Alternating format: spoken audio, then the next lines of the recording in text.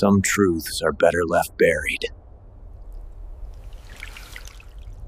Nathan Harrow's headlights swept across the driveway as he pulled into his house at 11:47 p.m., 3 hours earlier than expected. The optics conference in Denver had been canceled due to a bomb threat. Ironic, considering the explosive discovery waiting for him at home. The house stood dark, except for a single light in the kitchen window. Lila's BMW sat in the driveway, still warm to the touch when Nathan brushed against it. Strange. She'd texted earlier saying she was at the gym until 10, then heading straight to bed. Nathan entered through the side door, his practiced engineer's mind automatically cataloging inconsistencies. Lila's gym bag sat untouched by the door, perfectly clean. Her workout clothes hung pristine in the hamper. No sweat stains, no smell. The car's GPS, when he checked it moments later, showed the last destination as Riverside Park, not the fitness center. He found her in the kitchen, phone pressed to her ear, voice barely above a whisper. "I can't keep doing this," she was saying. "Nathan's getting suspicious. We need to be more careful."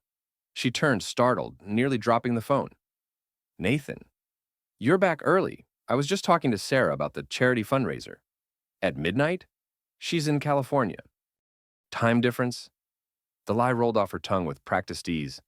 Nathan nodded, filing away the inconsistency. In his profession, precision mattered. Every measurement, every calculation, every observation. He'd built his career on detecting flaws invisible to others, microscopic imperfections that could shatter an entire optical system under stress. Now he was applying those same skills to his marriage. "Oh, how was the conference?" Lila asked, already moving toward the stairs. "Enlightening," Nathan replied, watching her face. No recognition of the irony, no guilt, just the same smile she'd worn for 18 years of marriage. That night, as Lila slept beside him, Nathan stared at the ceiling and made his first calculated decision. He would document everything. In his workshop, he had surveillance equipment left over from a security system project. Small cameras, GPS trackers, recording devices, tools that could reveal the truth with scientific precision. By morning, he'd installed 3 hidden cameras throughout the house and a GPS tracker in Lila's car.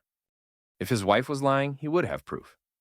If she was faithful, he'd remove the equipment and never speak of his suspicions. The footage from the first day changed everything. The GPS data revealed a pattern.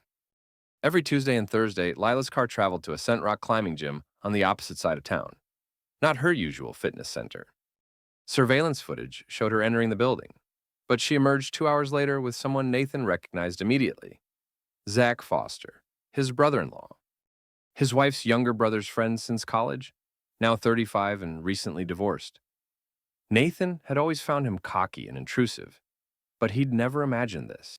The hidden camera in their bedroom captured Zach entering the house the following Thursday, while Nathan was supposedly at work.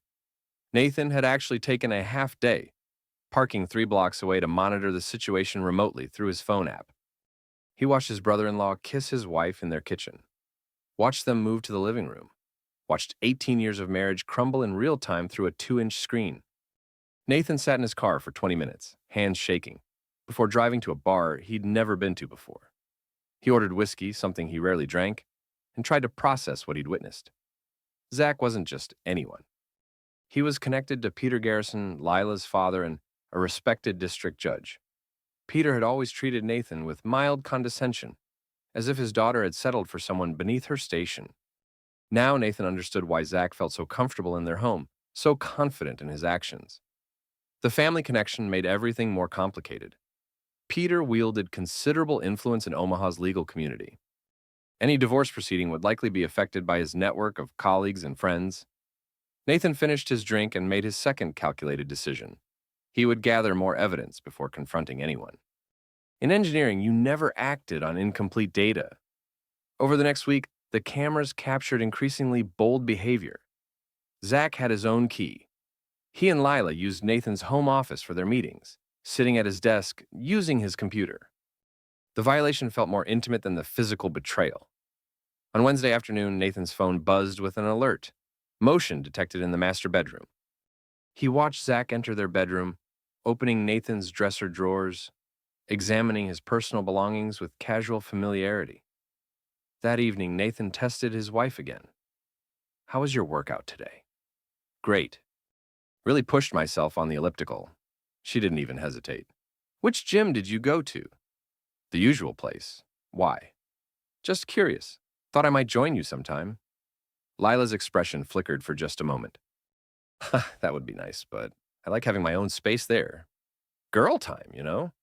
Nathan nodded and returned to his engineering journals, making notes in the margins.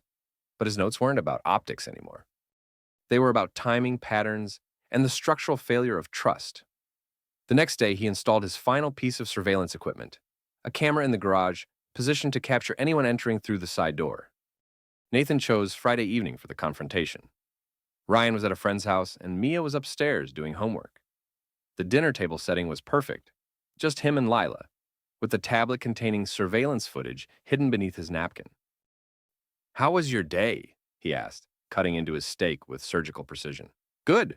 Busy at the gym. Had several new clients." Lila smiled, the same warm expression she'd worn throughout their marriage.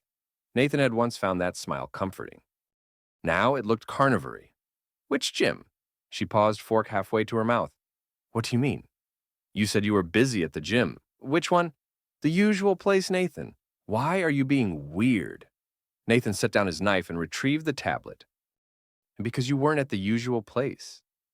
You were at Ascent Rock Climbing, meeting Zach Foster." Lila's face went pale.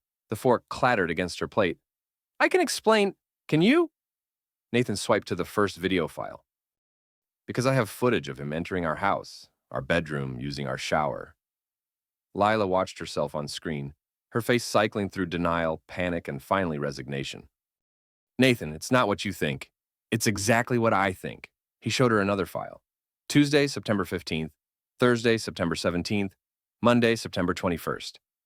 Should I continue? How long have you been spying on me? How long have you been screwing my brother-in-law? The word hung in the air like smoke. Nathan rarely cursed, and never at Lila. She flinched as if he'd struck her. 2 months, she whispered. It started as just talking. I was lonely, Nathan. You work so much, and when you're home, you're always in that garage with your projects.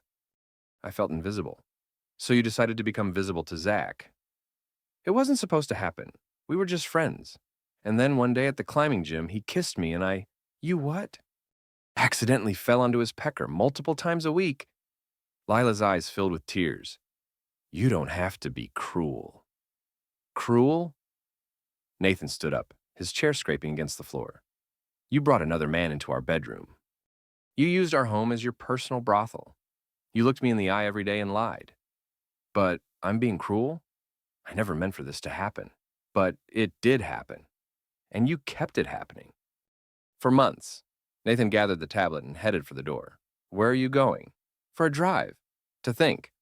Nathan, please, we can work through this. It can be like it was before. He turned back to her, and for the first time in their marriage, Lila seemed genuinely afraid of him. No, he said quietly, it can't. Nathan drove to the industrial district, where late-night traffic was sparse.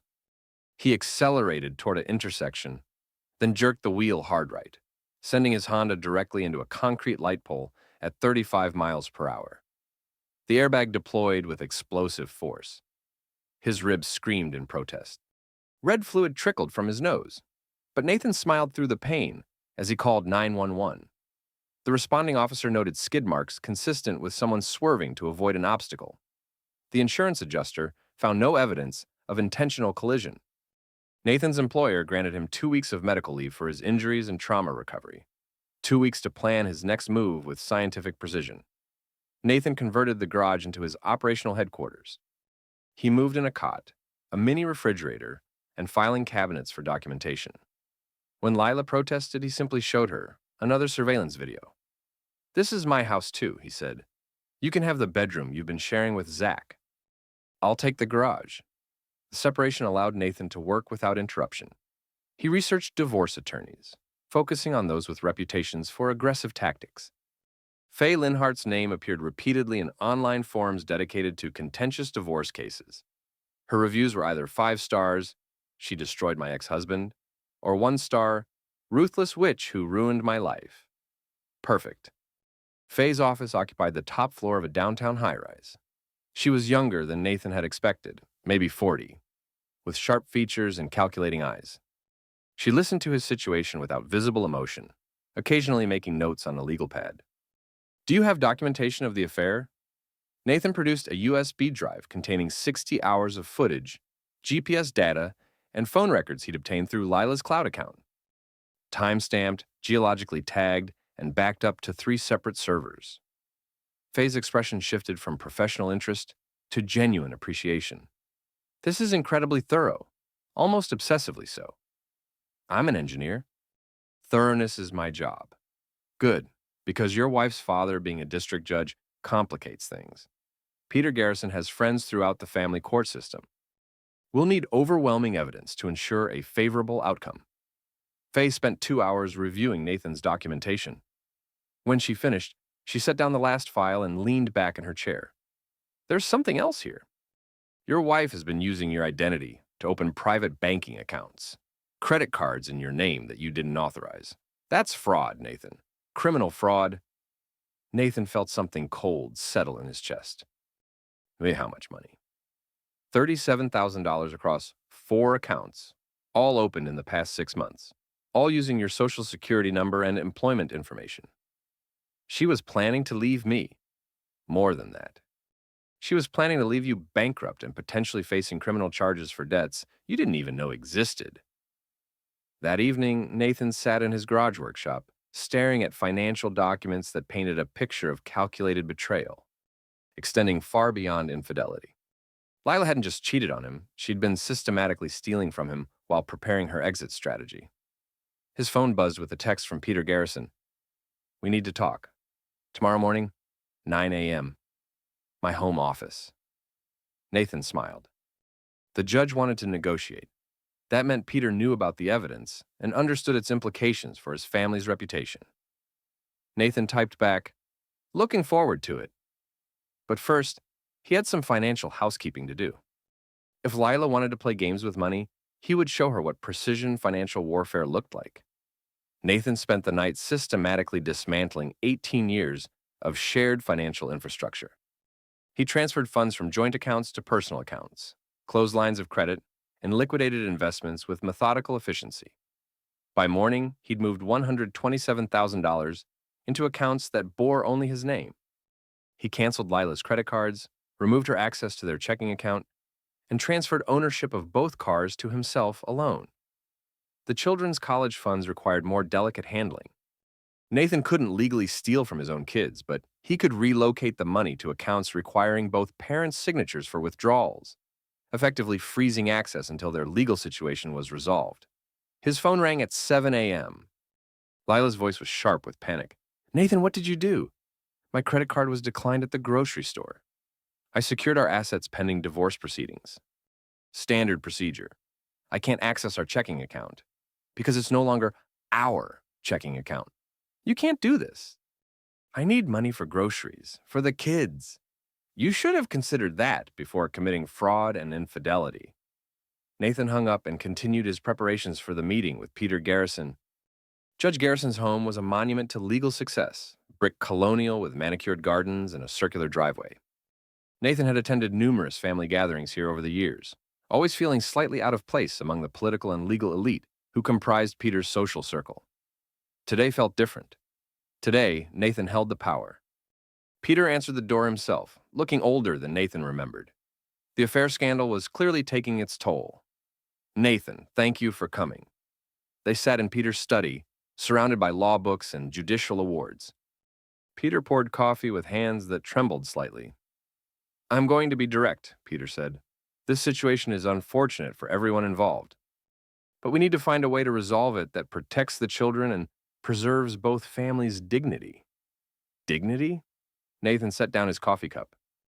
Your son-in-law has been screwing my wife in my bedroom for months, and you're concerned about dignity? Peter's jaw tightened. That language is unnecessary. So is infidelity, but here we are. What do you want, Nathan? What I want is for the last 6 months to never have happened. Since that's impossible, I want a divorce that acknowledges what your daughter and Zach have done to my family. And if I told you that pursuing this aggressively could result in you losing custody of Ryan and Mia, the threat hung in the air like poison gas. Nathan felt his chest tighten but kept his expression neutral. Are you threatening me, Peter? I'm explaining reality. Family court judges are human beings with personal relationships and professional obligations. Your obsessive surveillance of Lila suggests an unstable personality.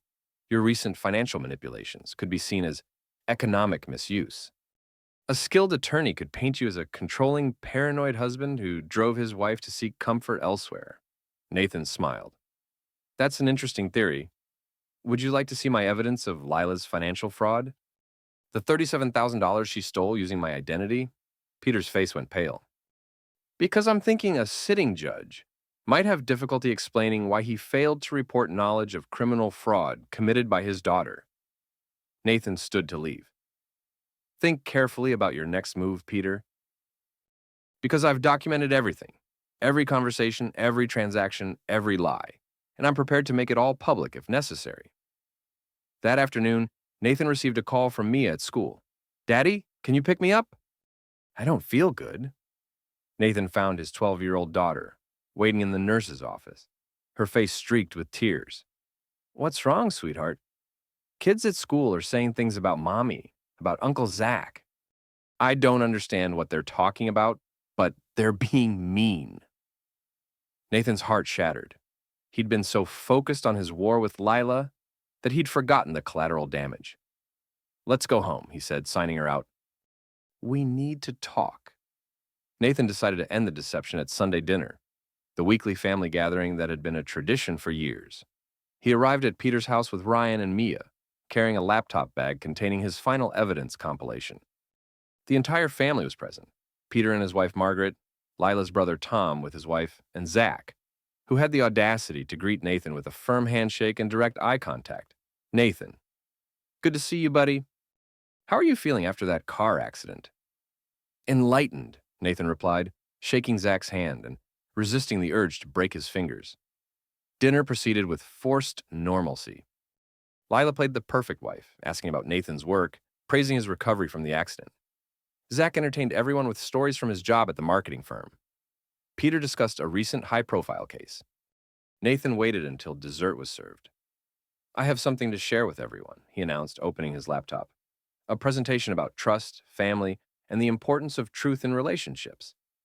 Lila's fork froze halfway to her mouth. Zach shifted uncomfortably in his chair. Nathan, Peter warned, this isn't the time or place. I disagree. This is exactly the time and place. Nathan clicked play on the first video file. The large screen television in the dining room displayed security footage of Zach entering Nathan's house, kissing Lila in the kitchen, following her upstairs. Margaret gasped. Tom stared in shock. Ryan pushed back from the table, his face pale with understanding. Turn it off, Lila whispered. Why? Aren't you proud of your performance? Nathan, stop this, Peter commanded, standing from his chair. Stop what? Showing the truth? Isn't truth important in your profession, Your Honor? Zach finally found his voice. This is manipulation, Nathan. You're twisting the situation to make yourself look like a sufferer. Am I?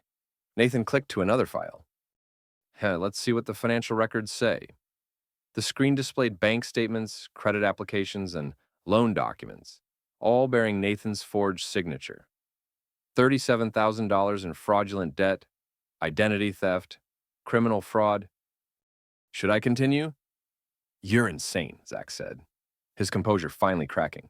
You're a paranoid, controlling a-hole who drove Lila to... Nathan was across the table before anyone could react. His hands closed around Zach's throat, and for a moment, all his engineering precision focused on the optimal pressure points for cutting off blood flow to the brain. Nathan!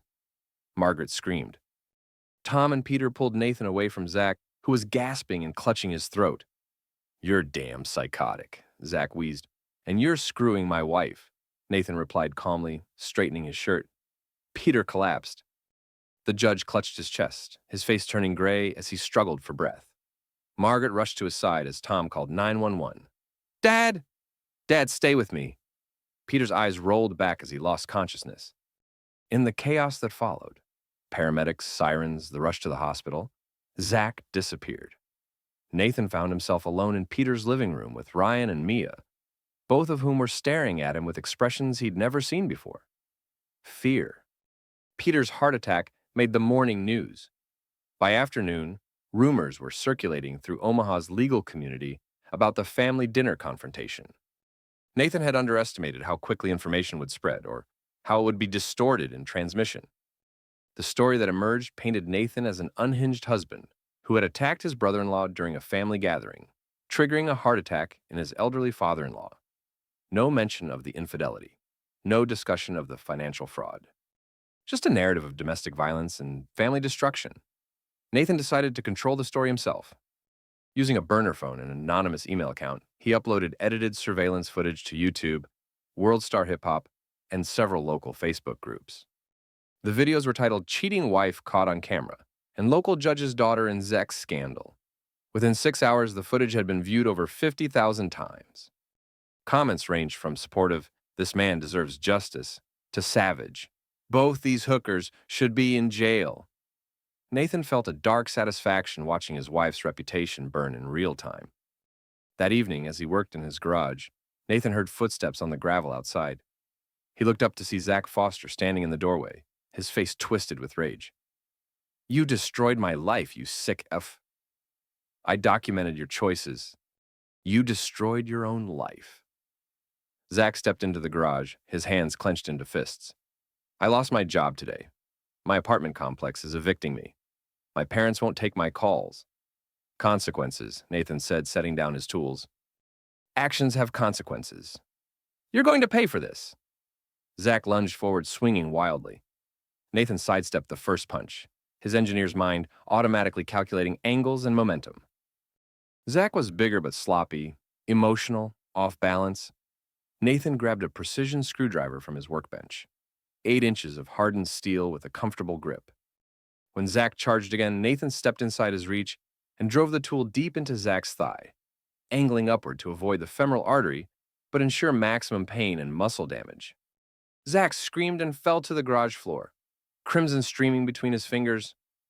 "You stabbed me! You freaking stabbed me! I defended myself against an intruder. There's a difference." Nathan called 911, reporting a break-in and attack. When police arrived, they found Zach bleeding on the garage floor and Nathan calmly providing first aid while explaining how he'd been attacked by his unstable brother-in-law.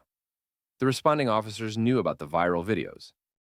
They'd seen the surveillance footage of Zach entering Nathan's home without permission. Their report reflected a clear case of self-defense against a trespassing assailant. But Zach had his own story to tell from his hospital bed. "He set me up," Zach told detectives the next day. "Nathan Harrow is a psychopath who orchestrated this whole thing. The surveillance, the videos, the confrontation, it's all part of some sick revenge fantasy." The accusations were serious enough to warrant investigation. Nathan found himself sitting across from Detective Sarah Chen, answering questions about his marriage, his surveillance activities, and his relationship with the Foster family. "Mr. Harrow, your brother-in-law claims you deliberately provoked him into attacking you.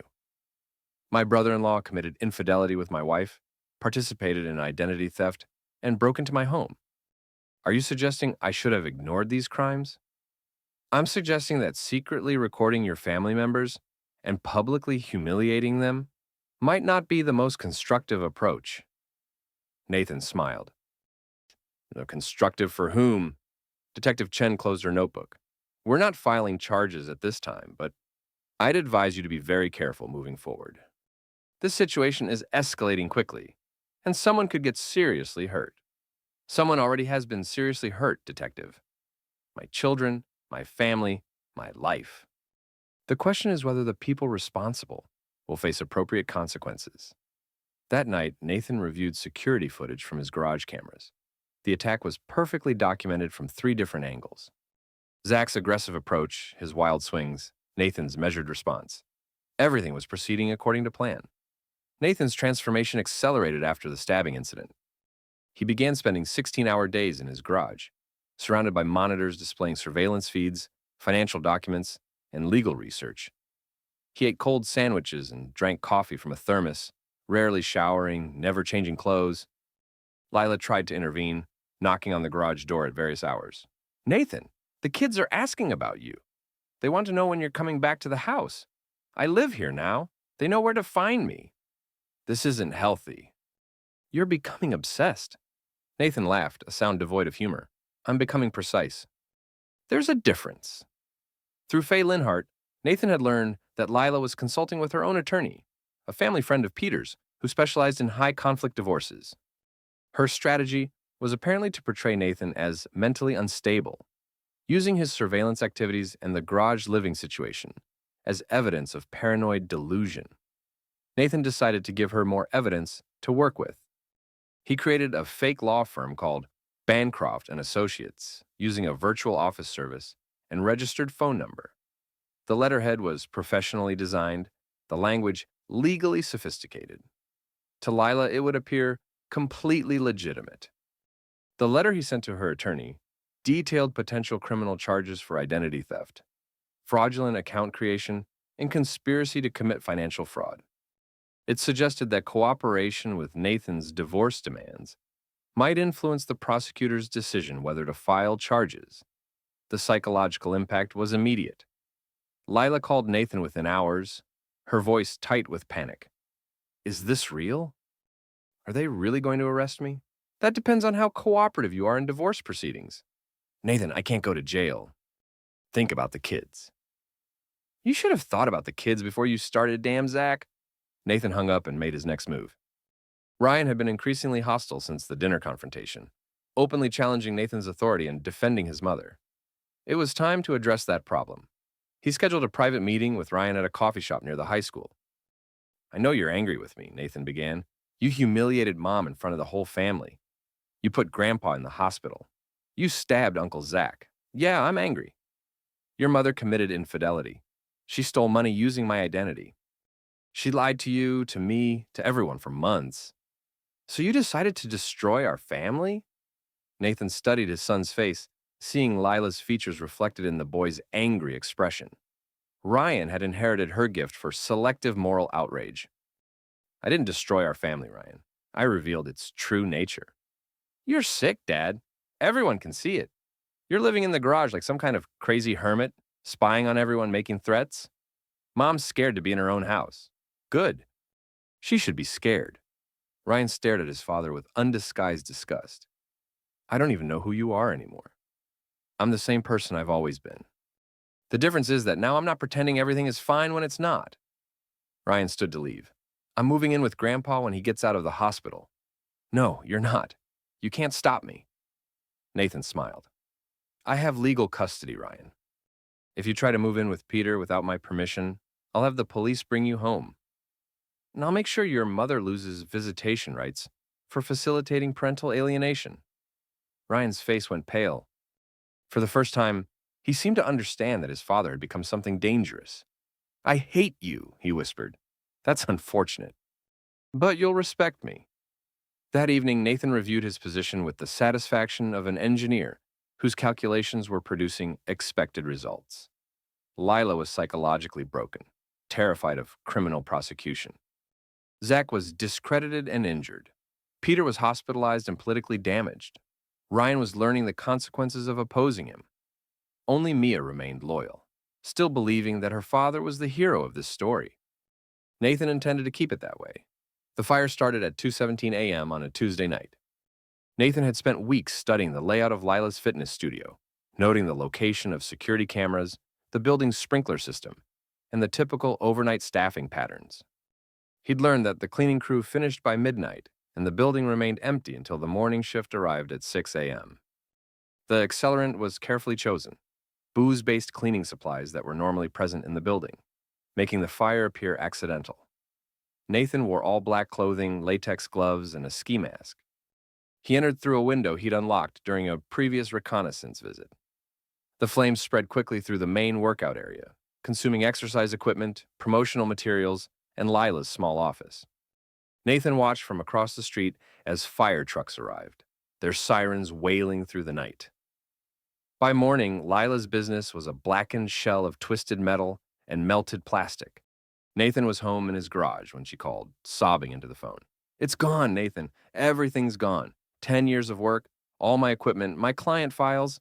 What happened? A fire. The investigators think it was electrical, but the insurance company is asking questions. They're saying there might have been irregularities in my policy application. Nathan had spent considerable effort ensuring those irregularities. Anonymous tips to the insurance fraud division, carefully worded suggestions about Lila's recent financial troubles, hints that she might have been desperate enough to burn her own business for the insurance money. "I'm sorry to hear that," Nathan said. "Is there anything I can do to help? You could stop this. Whatever you're doing, whatever you're planning, just stop. I can't take any more." "I'm not doing anything, Lila. I'm just documenting the natural consequences of your choices." 3 days later, Detective Chen appeared at Nathan's garage door with 2 uniformed officers. "Mr. Harrow, we need to ask you some questions about the fire at your wife's business." Nathan invited them in, offering coffee and expressing appropriate concern about the tragedy. He answered their questions with helpful cooperation, providing an alibi for the night in question. He'd been working late in his garage, as evidenced by his computer logs and security camera footage. The investigation revealed no physical evidence connecting Nathan to the arson. No fingerprints, no DNA, no witnesses. The security cameras he'd disabled were attributed to technical malfunction. The accelerant was consistent with materials normally present in the building, but Detective Chen wasn't satisfied. "Your wife's business burns down right when you're going through a bitter divorce. That's quite a coincidence." "Terrible timing," Nathan agreed. "But I suppose bad luck often comes in clusters." "Where were you between midnight and 3 a.m. last Tuesday?" "Right here, working on a project." "Would you like to see my computer logs?" Nathan showed them time-stamped files, proving he'd been active on his workstation throughout the relevant time period. What he didn't mention was that the files were automated processes that required no human intervention. "Mr. Harrow, I'm going to be direct with you. Your behavior over the past few months suggests someone who might be capable of escalating to more serious crimes." "What behavior, specifically?" "The surveillance, the financial manipulation, the public humiliation of your family, the attack on your brother-in-law. Self-defense against a trespasser. The pattern suggests someone who believes the rules don't apply to him." Nathan smiled. "Detective, I've followed every rule meticulously. I've documented every crime committed against me and responded within my legal rights. If that makes me appear dangerous, perhaps the problem isn't with my behavior, but with a system that fails to protect innocent sufferers." After the police left, Nathan felt a deep satisfaction. They suspected him, but suspicion wasn't evidence. In engineering, as in law, precision was everything. He was learning to enjoy being the villain. The divorce trial began on a cold October morning in Judge Patricia Reynolds' courtroom. Peter's recusal had been mandatory given his family connection and recent health issues, but his influence still lingered through the court's social networks. Nathan sat beside Faye Linhart, wearing his best suit and an expression of wounded dignity. Across the aisle, Lila looked fragile and frightened, constantly whispering to her attorney, David Morrison. Morrison's opening statement painted Nathan as an obsessive control freak who had driven his wife to seek comfort elsewhere through years of emotional neglect and recent escalating misuse. Faye's response was brutal. "Your Honor, we will demonstrate that Mrs. Harrow is not a sufferer, but a criminal. She committed infidelity, identity theft, financial fraud, and conspiracy. She destroyed her family through calculated deception, then played the sufferer when her crimes were exposed." The first day focused on financial evidence. Faye methodically presented documentation of Lila's fraudulent accounts, forged signatures, and unauthorized debt creation. The numbers were damning. $37,000 in criminal fraud over 6 months. Lila's attorney tried to minimize the financial crimes, suggesting they were desperate acts by a woman trapped in an abusive marriage. But the surveillance footage told a different story. Nathan watched Lila's face as the courtroom television displayed her betrayal in high definition. Her meetings with Zach, their use of Nathan's home, their casual closeness while he worked to support their family. By the second day, Morrison's strategy shifted to portraying Nathan as mentally unstable. He called Dr. Patricia Woods, a forensic psychologist who testified about the profile of men who engage in obsessive surveillance of their spouses. The level of monitoring Mr. Harrow conducted goes far beyond normal suspicion. This suggests paranoid personality disorder, possibly developing into more serious antisocial behavior. Faye's cross-examination was surgical. Dr. Woods, if Mr. Harrow's suspicions were correct, if his wife was indeed committing infidelity and financial fraud, would that change your assessment? Well, yes, and if the surveillance revealed criminal activity that law enforcement failed to detect through normal channels, might that justify unconventional investigative methods? I suppose. But the extent of his monitoring? Doctor, are you familiar with the case of Jennifer Davis versus Michael Davis, where the wife's extensive surveillance of her husband's embezzlement was praised by this very court as admirably thorough evidence gathering? Doctor, Woods admitted she was not familiar with that case. So your assessment is based on the assumption that Mr.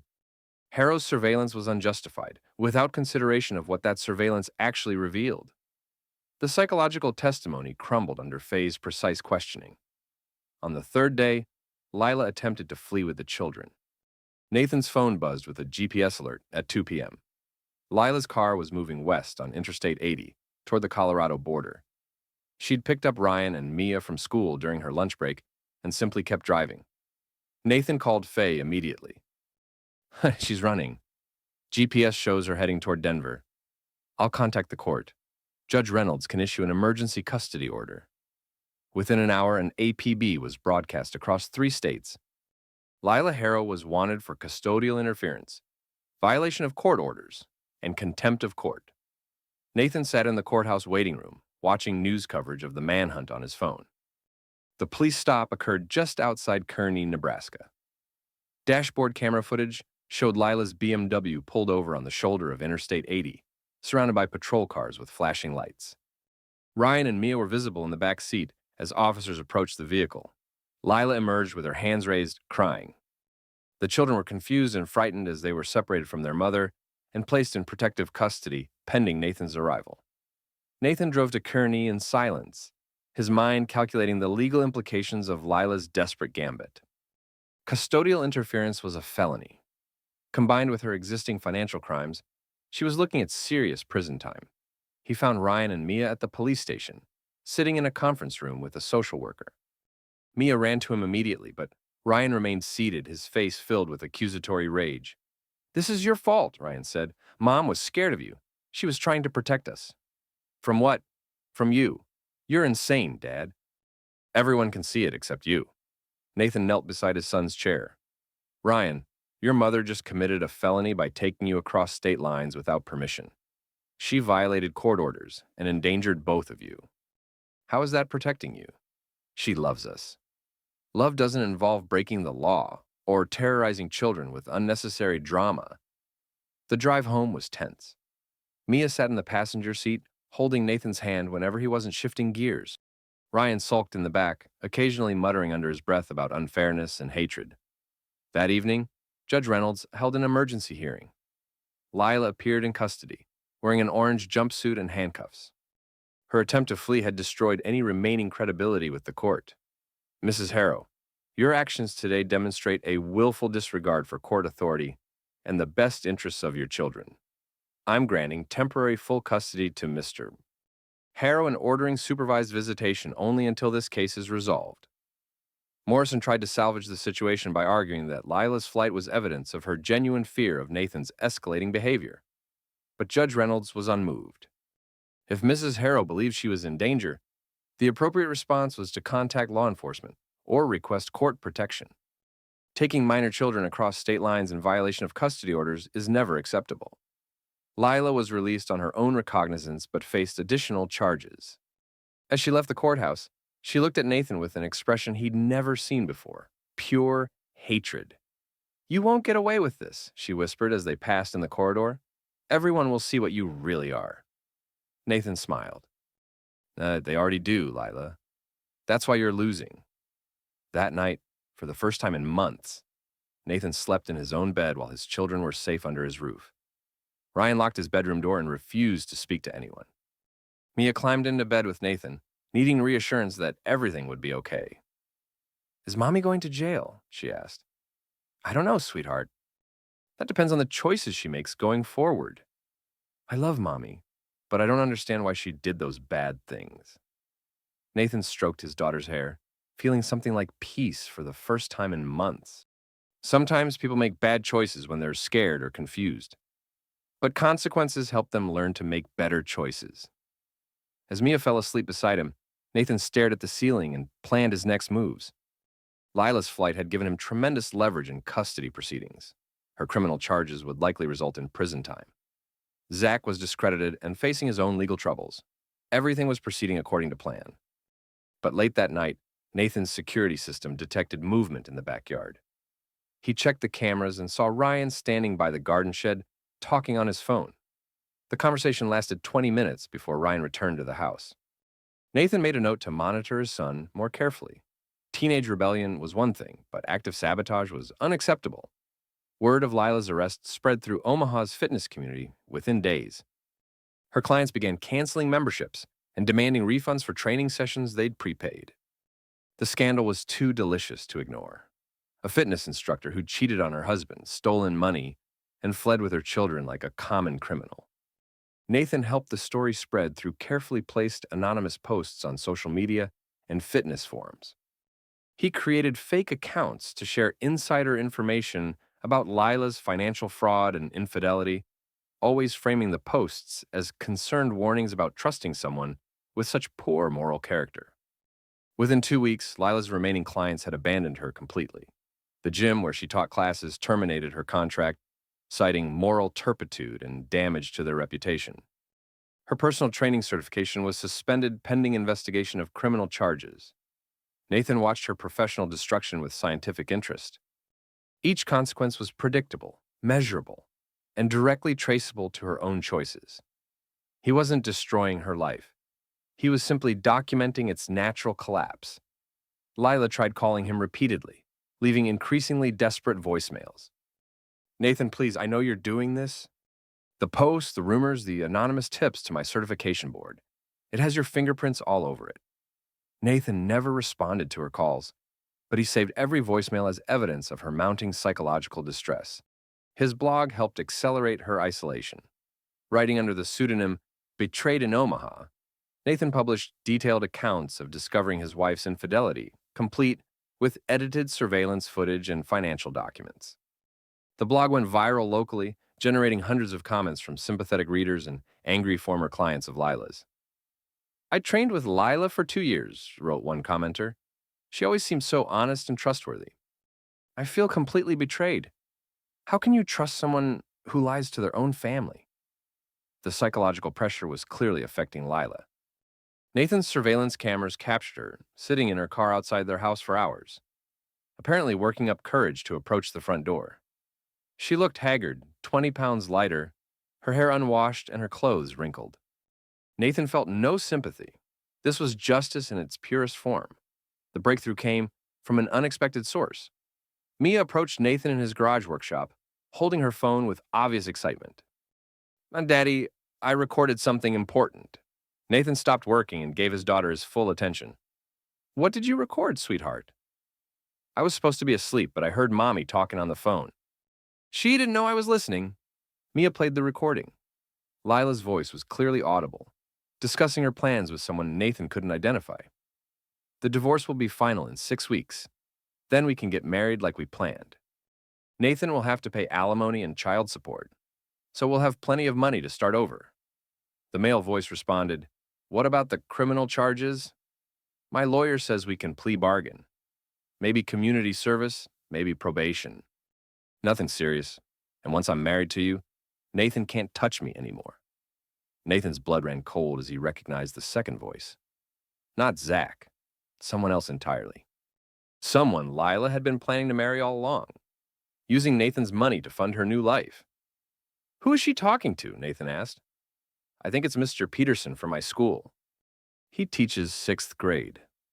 Nathan stared at his daughter, pieces clicking together.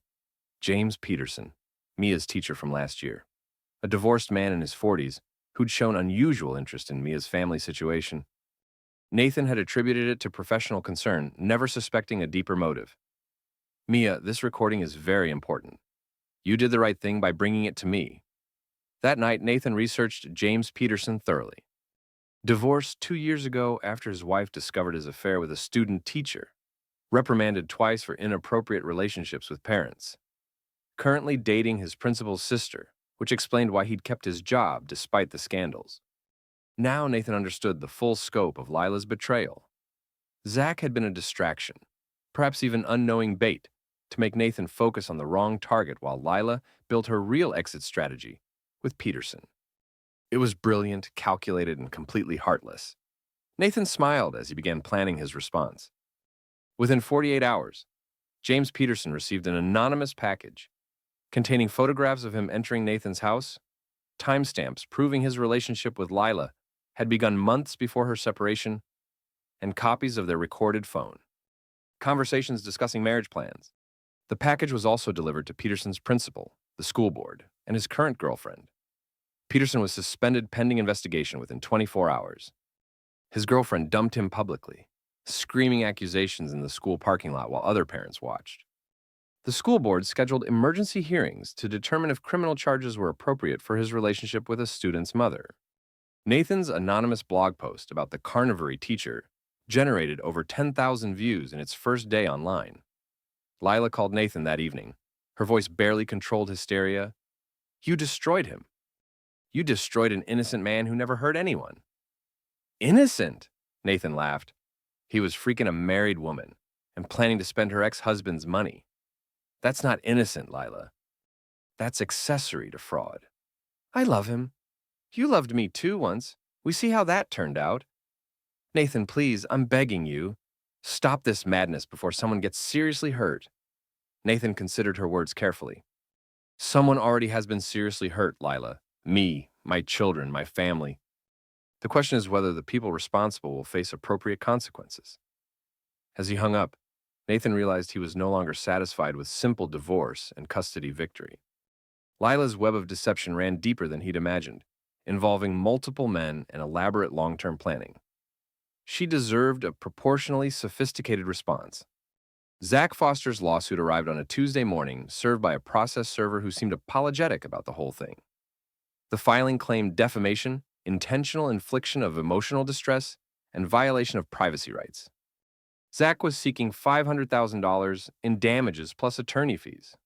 Nathan read the lawsuit twice, then called Faye Linhart. "They're trying to bankrupt you," Faye explained. "Even if we win, defending this case will cost $50,000 minimum." Zach doesn't have money to pay if he loses, so it's essentially risk-free maltreatment. What are our options? We can file counterclaims for infidelity, trespass, and fraud. We can also invoke anti-SLAPP statutes, since your evidence was published in the public interest. Nathan smiled. "Do all of that, and Faye, make it hurt." The legal maneuvering consumed October and November. Depositions, discovery requests, expert witness preparation. Nathan found himself spending more time in law offices than his garage workshop, but he didn't mind. This was precision warfare at its finest. Peter Garrison's early retirement was announced in the Omaha World Herald, with a brief mention of health concerns. Nathan knew the truth. Peter couldn't survive the scandal of his daughter's criminal charges and his son-in-law's civil litigation. Better to retire with dignity than face potential judicial misconduct investigations. Zach's employment situation deteriorated further when his marketing firm learned about the lawsuit. They couldn't fire him for legal troubles, but they could eliminate his position through restructuring. By Thanksgiving, Zach was unemployed, facing criminal charges for the attack in Nathan's garage, and defending a defamation case he couldn't afford it. The breaking point came in December outside the courthouse, after a particularly brutal deposition session. Nathan was walking to his car when Zach approached from the parking garage shadows. "This ends now," Zach said, his face twisted with rage and desperation. "The lawsuit?" "I agree. You should withdraw your frivolous claims. You know what I mean, this whole damn vendetta. You've destroyed everyone around you, and for what? Because your wife needed something you couldn't give her?" Nathan paused beside his car. "She needed honesty, loyalty, basic human decency. I gave her all of those things for 18 years. You gave her a cold, obsessive robot who cared more about his gadgets than his family. And you gave her what? Lies, theft, a broken marriage, and criminal charges." Zach swung without warning, his fist connecting with Nathan's jaw in an explosion of pain and stars. Nathan staggered backward, tasting blood. "Feel better?" Nathan asked, straightening his tie. Zach hit him again, this time in the ribs. Nathan doubled over, gasping, but managed to pull out his phone and activate the recording app. "Come on, Nathan. Fight back. Show everyone what you really are." Nathan smiled through red teeth. "I already have." The courthouse security cameras captured the entire attack. Zach attacking an apparently helpless sufferer who made no attempt to defend himself or retaliate. The footage was unambiguous. Criminal battery by a man already facing attack charges. Zach was arrested within an hour and charged with intimidating a witness, criminal attack, and violation of his bail conditions from the previous incident. This time, Judge Reynolds denied bail entirely. "Mr. Foster, your pattern of violent behavior toward Mr. Harrow demonstrates that you pose a continuing threat to public safety and court proceedings. You'll remain in custody until trial." Nathan watched Zach led away in handcuffs, noting the defeated slump of his shoulders. Another problem solved through precision and patience. That evening, Faye called with updates on the divorce case. Lila's attorney wants to negotiate. Her criminal charges are proceeding to trial, and the custodial interference conviction is guaranteed. Morrison thinks she'll get 18 months minimum. What's he proposing? Full custody to you, minimal alimony, 50-50 asset split. She keeps her debts, you keep the house, and retirement accounts. Nathan considered the offer. It was better than he'd hoped for 6 months ago, but circumstances had changed dramatically. Counteroffer, full custody, no alimony, 70-30 assets split in my favor. She pays her own legal fees and restitution for the fraudulent accounts. Nathan, that's pretty harsh. Her attorney might advise her to go to trial. Let him. We have surveillance footage, financial records, and criminal convictions. What jury is going to sympathize with a convicted felon who abandoned her children? Nathan hung up and returned to his garage workshop, where he'd been building something special for the past month. Not surveillance equipment this time, but a precision optical device that would serve as his final message to everyone who'd betrayed him. A telescope, powerful enough to see into bedroom windows from half a mile away. Because some lessons required permanent reinforcement. Christmas morning arrived gray and cold, matching Nathan's mood as he watched Ryan pack his belongings into garbage bags. The 16-year-old had barely spoken to his father since Lila's arrest, and Judge Reynolds had agreed to let him live with his grandfather temporarily. "You don't have to do this," Nathan said from the doorway. Ryan didn't look up from his packing. "Yeah, I do. I can't live with someone who destroyed my family." "Your mother destroyed our family. I just documented it. Keep telling yourself that." Ryan shouldered his duffel bag. "Grandpa's waiting in the driveway." Nathan followed his son downstairs, where Peter Garrison sat in his Cadillac with the engine running. The former judge looked older, frailer, his face gray with stress and medication side effects. "Now this is temporary," Nathan told Ryan. "When you're ready to come home, I won't be ready, ever." Ryan climbed into Peter's car without looking back. Nathan watched them drive away, feeling something cold settle in his chest, where parental love used to live. Mia found him standing at the window an hour later. "I'm sorry Ryan left," she said, taking his hand. "It's not your fault, sweetheart. People make their own choices." "Do you think he'll come back?" Nathan looked down at his daughter. The only family member who still believed in him, still saw him as the hero instead of the villain. "I don't know. But we'll be okay either way." The house felt enormous, with only 2 people rattling around inside it. Nathan had grown accustomed to the garage workshop, but Mia needed normal family routines. They ate dinner at the kitchen table, watched movies in the living room, pretended everything was normal. But Nathan's surveillance equipment remained active throughout the house. Old habits died hard, and he'd learned not to trust anyone completely. In January, Lila's criminal trial began. Nathan testified about the identity theft, presenting financial records that demonstrated systematic fraud over 6 months. The prosecutor called him an exemplary sufferer who had endured terrible betrayal with remarkable restraint. Lila's defense attorney tried to portray her crimes as desperate acts by a misused wife, but the surveillance footage undermined that narrative. The jury saw a woman who looked happy and confident as she betrayed her husband, not someone acting under duress. The conviction was swift. Guilty on all counts. 18 months in prison, 5 years probation, full restitution of stolen funds. Nathan felt no satisfaction watching Lila led away in handcuffs. Justice was supposed to provide closure, but he only felt empty. 2 weeks later, Mia approached him with troubling news. "Daddy, kids at school are saying things about you. Mean things." "What kind of things?" "They're calling you crazy. They say you put cameras everywhere and spy on people. Some of their parents won't let them come over anymore." Nathan realized his reputation in the community had shifted. He'd won every legal battle, but public opinion painted him as an obsessive stalker who'd driven his wife to criminal behavior. The truth was more complex than people wanted to understand. "What do you think, Mia?" "Am I crazy?" His daughter considered the question seriously. "I think you were hurt. And when people hurt you, you hurt them back. But maybe sometimes you hurt them too much." From the mouths of babes.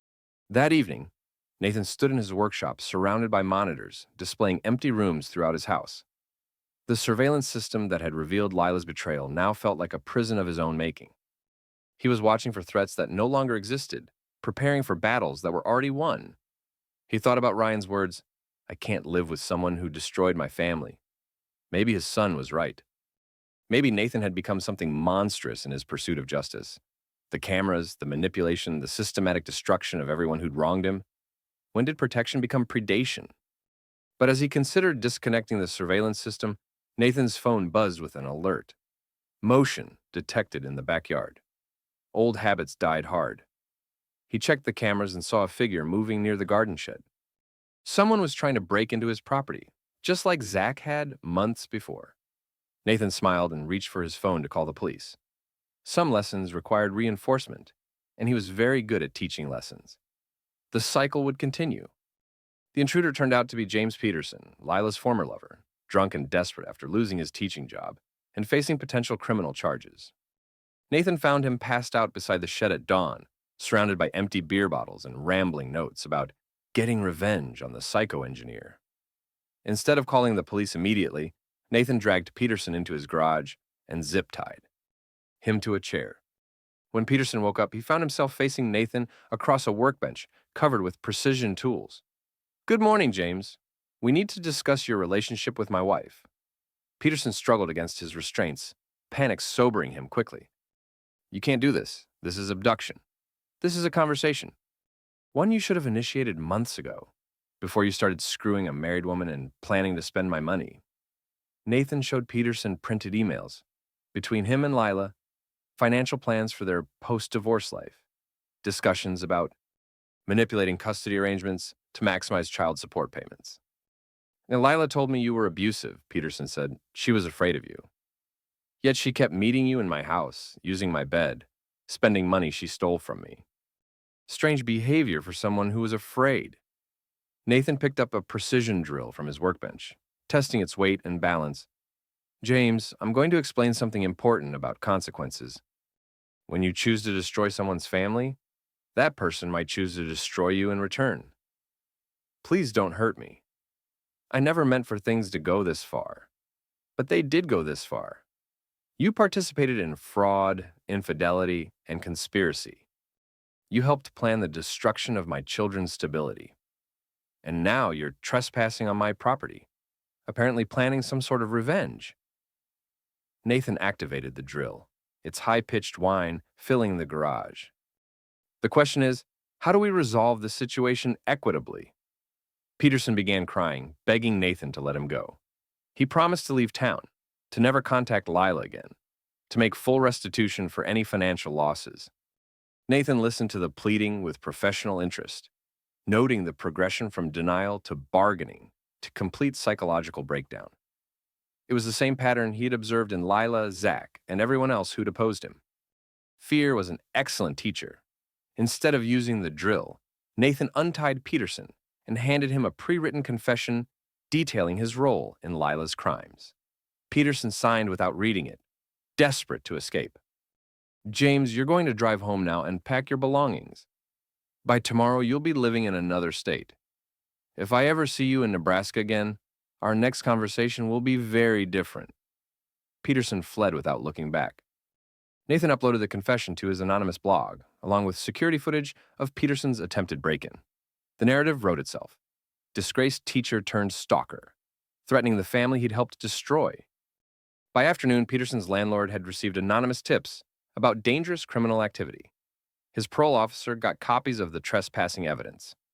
The school board learned about his continued maltreatment of former students' families. Peterson disappeared from Omaha within 48 hours, leaving no forwarding address.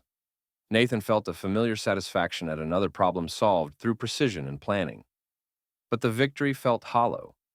Mia had watched him drag Peterson into the garage, had seen the fear in the man's eyes when he left. "Daddy, what did you do to him?" "I convinced him to leave us alone. He looked scared." "Good. Scared people make better decisions." That night, Nathan received an unexpected phone call from his attorney. "Nathan, we have a problem. Someone's been investigating your activities over the past year. Anonymous tips to the state bar about potential witness intimidation, maltreatment, and vigilante behavior." "What kind of investigation?" "The kind that could result in criminal charges if they find evidence of illegal activity. Abduction, attack, arson, racketeering, the list is extensive." Nathan felt ice form in his stomach. "Who's investigating?" "I don't know, but someone with resources and motivation. They've subpoenaed your financial records, phone logs, and surveillance equipment. You need to be very careful, Nathan. If they can prove even half of what they suspect..." Nathan hung up and immediately began destroying evidence. Hard drives were wiped, surveillance equipment was disassembled. Backup files were deleted from cloud servers. He worked through the night, eliminating any trace of his more questionable activities. But as he fed documents into his garage shredder, Nathan realized he'd made a critical error. In his methodical destruction of everyone who'd wronged him, he'd created enemies with nothing left to lose. Desperate people who might cooperate with law enforcement in exchange for reduced sentences or immunity. The hunter had become the hunted.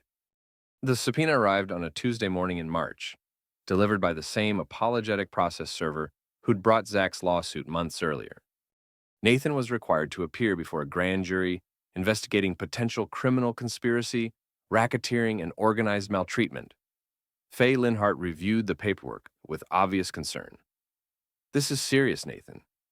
Grand jury proceedings are secret, but the scope suggests they have significant evidence. Someone's been talking." "Who?" "Could be anyone. Lila, Zach, Peterson, maybe even Ryan or Peter. The prosecution probably offered immunity deals in exchange for testimony." Nathan felt the carefully constructed walls of his revenge beginning to crumble. Every calculated move, every precision strike against his enemies had created a paper trail that could destroy him. The grand jury hearing was a nightmare of prepared prosecutors and cooperative witnesses. Nathan watched through one-way glass as Lila testified about his threats, his surveillance, his systematic campaign of intimidation. She looked healthier than she had in months, clearly benefiting from the structure of prison life. Zach testified from his own jail cell via video link, detailing Nathan's escalating maltreatment and the garage attack that had sent him to the hospital.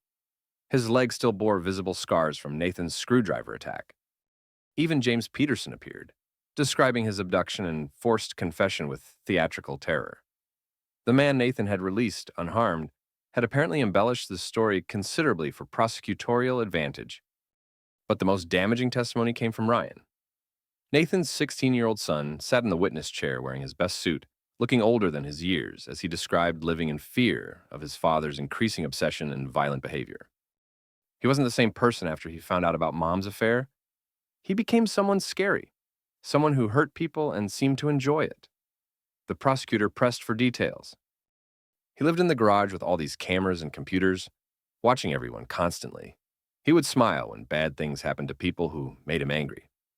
It was like he thought it was all a game, and everyone else was just pieces he could move around. Nathan watched his son testify against him and felt something break inside his chest. Not his heart.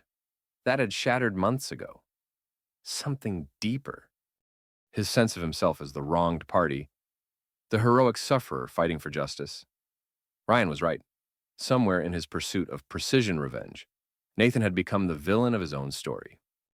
The indictment included 12 felony counts, racketeering, criminal conspiracy, witness intimidation, attack, arson, abduction, and various cybercrimes related to his maltreatment campaign. Bail was set at $500,000. Nathan's carefully hoarded assets were frozen pending trial. His house was searched by federal agents who seized computers, surveillance equipment, and boxes of documents. The garage workshop where he'd planned his revenge became an evidence processing center. Mia was placed in emergency custody with Peter Garrison, joining her brother in their grandfather's house. She cried as social workers led her away, reaching for Nathan with desperate 12-year-old hands.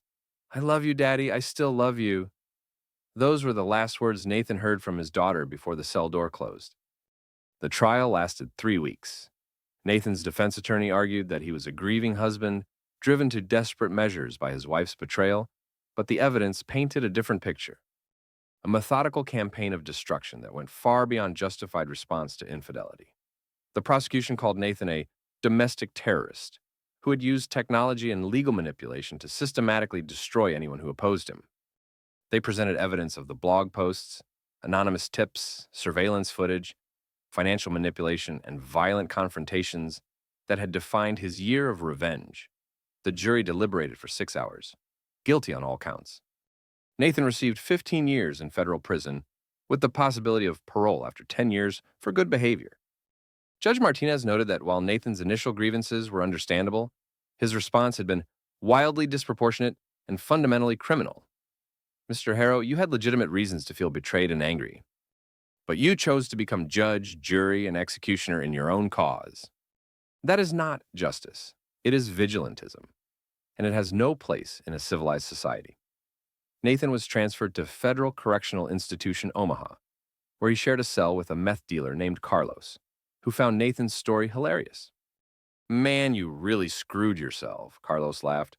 "All that work to destroy your wife, and she's doing 18 months while you got 15 years. That's some precision engineering right there." Nathan spent his days in the prison library, reading legal texts and engineering journals, trying to understand where his calculations had gone wrong.